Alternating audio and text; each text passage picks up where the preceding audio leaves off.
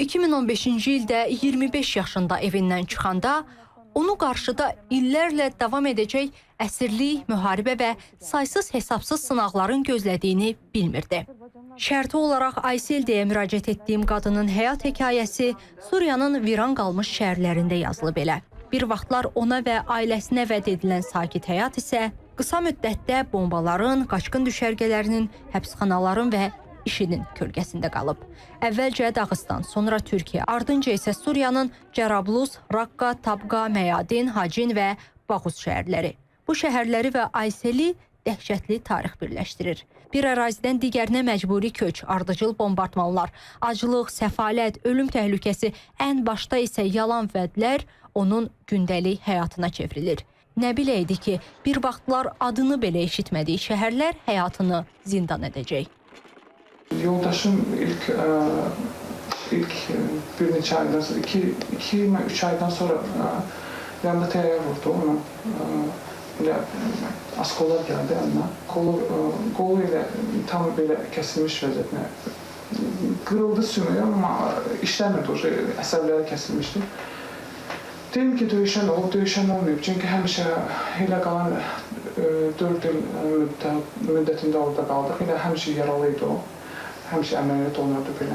Orada yəni adi həyat olduğunu, yəni şəriətlə yaşadığını, yəni elm ala biləcəyini, belə şeylər vəd olunmuşdu. Amma gedəndən sonra yəni bu bombalanmaqdır, zaddır, belə şeylərlə rastlayırdı. Çünki hər tərəfdən bombalanmağa, hər tərəfdən bir tərəfini sıxmağa və onların əlində olan yerləri bir-bir getməyə və insanlar bir tərəfdən türməyə, bir tərəfdən əsrə, belə şey olmağa başladı. Yəni dağılmağa başladı hər yer.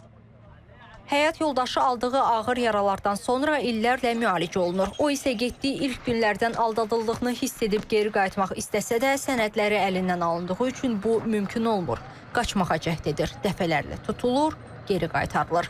Nəhayət həyat yoldaşından ayrılır və tək başına xilas olmağa çalışır. Amma bu dəfə də yolu onu azadlığa yox, əsirliyə aparır. Qaçmaq üçün üst tutduğu Bağuz şəhərində vəziyyət daha da ağırlaşır. Bombardmanlar intensivləşir, ərzaq və su qıtlığı yaranır. İnsanlar dağıntılar altında qalır, ailələr parçalanır.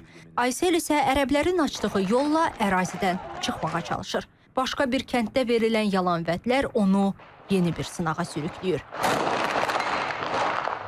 Əvvəl müəyyən qüvvələrin nəzarətindəki düşərgələr, sonra həbsxanalar və beləcə 6 il əsirlik, daha sonra isə başqa bir həbsxanada il yarımdan artıq ağır şəraitdə həyat. Onun sözlərinə görə həbsxanalarda fiziki zorakılıq, soyuq, aclıq və təhqirlər artıq adi hala çevrilmişdi əsirlər üçün. Hamısı da uşaqların gözü önündə baş verirdi. Ən ağır məqamlardan danışanda isə nə Aysel tab gətirir, nə də biz. Qışda belə soyuq su tökməyə başladılar, üstümüzə belə. Onlarda belə yerlər müfaridir deyilən yeri.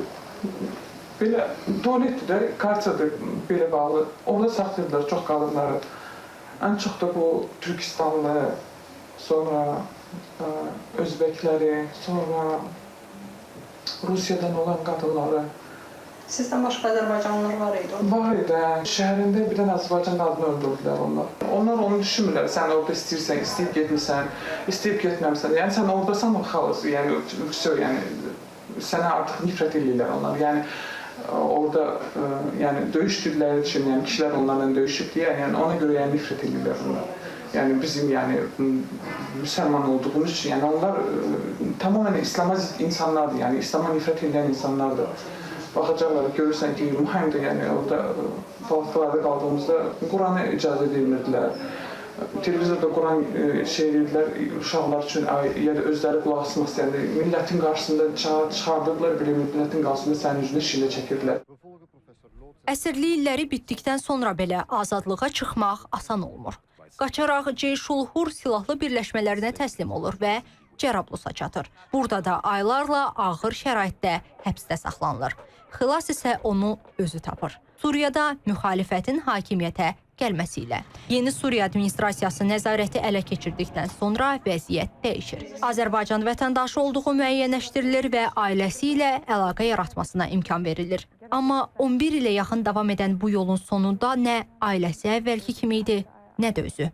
Orada olduğunuz müddətdə də ailə üzvlərindən kimlərsə əlaqə saxlayırdınız? Belə atam məndən imtina edir tamamilə. Yəni Siz ora getdiyinizə görə? oraya getdiyimə görə, yəni oraya gələndən sonra ailəm çox gec bildi. Təqribən 2 il yarımdan sonra bildilər ki, mən oradayım. Çünki mənim Rusiyada, Dağıstanda ailəli olduğumu bilirdilər. Mamam gələ oraya gəlmək istədilər mənim yanıma qonaq. Orada olmadığımı deyəndən sonra əlbəttə ki, çökdü ailəm subhanallah. Çox ağır qarşıladı anımda, xəstələndi. Çox pis oldu ona. Anam bağışladı mənə, bağışladı, amma atam hələ də danışmır məndən. Heç bir əlaqəm yoxdur. Qardaşım da ki elə, amma ara bir bacımla və anamla da əlaqəm var. Cəmi 3 gün əvvələdək onun həyatı bomba səsləri və uzun illər davam edən əsirliyin ağır xatirələri ilə əhatə olunmuşdu. Bugün isə illər sonra qorxmadan gecəni keçirə biləcəyi bir sığınacağı var. Azərbaycan hökumətinin növbəti repatriasiya tədbiri çərçivəsində Suriyadan gətirilən 16 nəfərdən biridir o.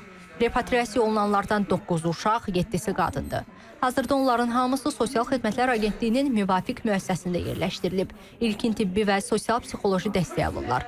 Reabilitasiya mərhələsi başa çatdıqdan sonra evlərinə yola salınacaqlar. Sonrakı mərhələdə isə sosial işçilər və psixoloqlar onların yaşadıkları ünvanlarda ziyarəti davam etdirəcəklər.